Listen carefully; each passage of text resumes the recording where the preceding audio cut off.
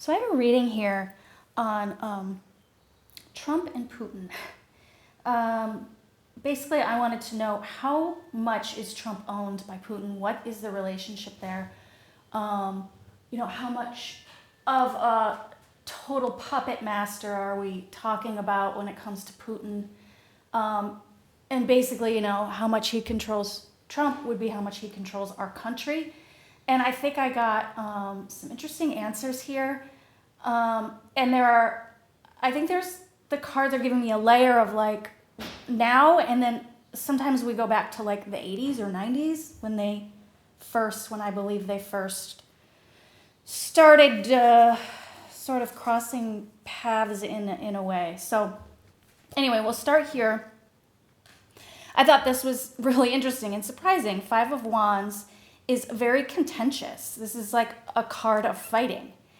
And then it suddenly, because we tend to think that, he just is like owned, like a dog is owned and total, but he's a difficult dog, I would say, Trump. I kept getting the phrase, he always has excuses. He's always got excuses. And it like makes so much sense. How is Trump not difficult in any relationship, in any place that he's always over-promising and under-delivering, if delivering even at all? If anything, he just completely screws up everything he says he's going to do. So I think that while Putin, and I get here, Putin is like, with this Prince of Wands at the surface tells me that Trump does see himself as below Putin. I don't see like this is some partnership or even, the devil card would indicate like, I see him, the devil card would indicate like total ownership and just chains on him. I see him, at least Trump thinks of himself as sort of a protege or something to Putin. He definitely sees himself as beneath because the prince would be the second tier to the king sort of thing. So yes, so he definitely does see Putin as an authority figure and sees himself as beneath Putin. But it is more of a difficult relationship where Putin, which pleases me, it makes me very happy to think that Putin gets burned also by Trump. And it frustrates him. And he has to like sort of threaten him and do, and come on, Donald. And, the arguing of why aren't you doing what you're supposed to be doing and that sort of thing. And then I thought this was interesting, covered by the Three of Cups. It's really weird because I actually, when I was shuffling, I thought this card popped into my head. And I thought, I wonder if I'm going to get this card. And then I got it. And I think that what it's telling us is it's also not just the two of them. So I do think, and so the Five of Wands traditionally in the Rider-Waite, it's five men fighting, right? And, or five figures. And this seems to be sort of a theme also in that it's very simple to think of it as just Trump-Putin, but it's not. There's more involved.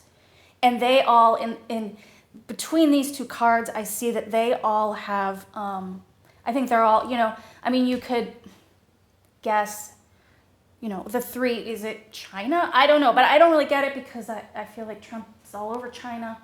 Is he one of the three? Some people, though, say he's owned by China because there's some news coming out right now about a huge loan that is sort of being exposed that Trump had with China, like Trump, a $10 million loan or something to China, or from China to Trump. There's suggestion of that. Is that the three? Or, a lot of times I think the Prince of Saudi Arabia or the Saudi Arabia guy. I mean, who knows? Some of these other sketchy players, the president of Turkey always seems very sketchy and a little too entitled when it comes to our country. Like, it's like there's more of, and then even Kim Jong-un, was he in on? He seemed to do, in my opinion, a lot of theater with Trump. I think that he was part of a gang. So it seems like there's more of a gang involved in what we're going through with Donald Trump, but that Trump sees him is definitely like a lower player in the game, not a king himself. So that complicates it also. Not only is Putin frustrated with Trump, but then there's like all the other players. Oh, and they all, have their own egos and their own agendas. It kind of is nice to think that they are, none of them are happy either. They're all just fighting and having, difficulty with Trump or with each other. I see at the top, I also mentioned that when I first saw this, I'm like, what is a prince doing? Is that Don Jr.? And I'll just say that I did wonder, I remember in the Mueller report, we know like that Don Jr. was sort of involved in setting up that meeting in the Trump Tower. Is he, and it sort of makes sense, it would make sense to me if as president you can't like be getting, it's a little harder to have communications, people are watching all the time. If John Jr. acts as an in-between to like get those messages to Trump from Putin, I think that's possible. He does look like this guy a little bit. I see down here that this is the orchestrated election. I think that Putin probably has plenty on Trump, but this is the thing he holds over him, is that Putin got Trump elected. Putin orchestrated the election. This does make me wonder if, Putin has the receipts or the communications, anything it would take to show that Trump is an illegitimate president. And this is what sort of at the base of the relationship is I made you president. I can unmake you in a second. I can tell everybody, what I did. And it does make me wonder also, is there more to it than just that they, the big massive fake news, bots spread on our social media that tilted the vote to Trump? Is there more to it? I've always thought so. If you analyze some of the numbers, I've followed people on Twitter who have analyzed the numbers. The mathematics on some of these states are pretty almost impossible. And anyway, but we don't have proof of it. We hope to see it in the Mueller report. We haven't seen the whole Mueller report. Maybe there's more, I don't know. But that's what he holds over Trump more than anything. You're an illegitimate president. I see in the past making perfect sense. This is where I feel like we go back to like the 80s and 90s. How many times I wonder that Trump has been, this is like the card of poverty. How many times Trump has been in like massive amounts of debt. It's very easy to Google and see that in the, I don't remember if it's the 80s or 90s, that he couldn't get loans anymore from American banks. This is why I don't understand how he became president. All you have to do is know that he was like totally failing as a businessman, couldn't get loans from American banks, and then suddenly he became rich again. And we haven't seen these financial statements. So anyway, that's not too hard to figure out. Yeah, it was because he needed money in the past that he initially got into this relationship. And I also wonder, is this also the votes? He didn't have the votes that he needed. He didn't have the support he needed, and Papa Putin came to the rescue. Now, what's really cool and interesting is that we have a judgment card right here. Judgment is coming in, not down the line, but like soon. So, of course, I think of that judge who, I think it's now May 12th is the date that he may decide to show us more of the Mueller report, or maybe even unredact a lot more of the Mueller report. That could come, or it's possible that I'm mixing it up. I know that two things are sort of on deck in the next month or two. I wish it was in the next day or two, but the Mueller report and also the financials. The Supreme Court is going to be voting on what should be a sure thing is that Congress should be able to look at Trump's financials or something like that. So we've got two things that could be coming to shine a light on this stuff that we're talking about here. And I want, because these two are like, so maybe it is going to be about all the loans and the financial ties to Russia, or Three of Cups. Maybe there's another, maybe we'll see more about that China connection or other countries that he's financially very much in debt to. I don't understand the logic on China, but it's like there's just so much. It's hard to like really deeply learn and figure everything out. But moving on, let's see. Okay, Eight of Cups. What did I want to point out on this? Oh, anyway, Eight of Cups. This is okay. Trump is feeling very down and out right now. He's not feeling confident. He's upset. I also think it's interesting in this particular deck, this guy sort of looks like an alcoholic. I mean, a lot of people talk about Trump being, a drug addict. So I don't know if some of that is just, he can't seem to get ahead. He can't pick himself up. He keeps losing. And this also, interestingly, is a card in the traditional deck of wanting to walk away. So I do wonder, and then I find it interesting that this Lovers card is right here. And I read a lot into this Lovers card because, and what I got from this, so I don't think that Trump can walk away, even if he wants to, because Putin won't let him. That's what I think I'm seeing here. And I also think that Putin handles him. Okay, so we see here that Putin is obviously the higher ranking in the relationship. But when he wants to appeal to Trump, he acts like his equal. He knows exactly how to handle Trump's ego to get him to do what he wants him to do. Trump is just so easy, I think, to manipulate. Sometimes he'll act like the king to him and fight with him.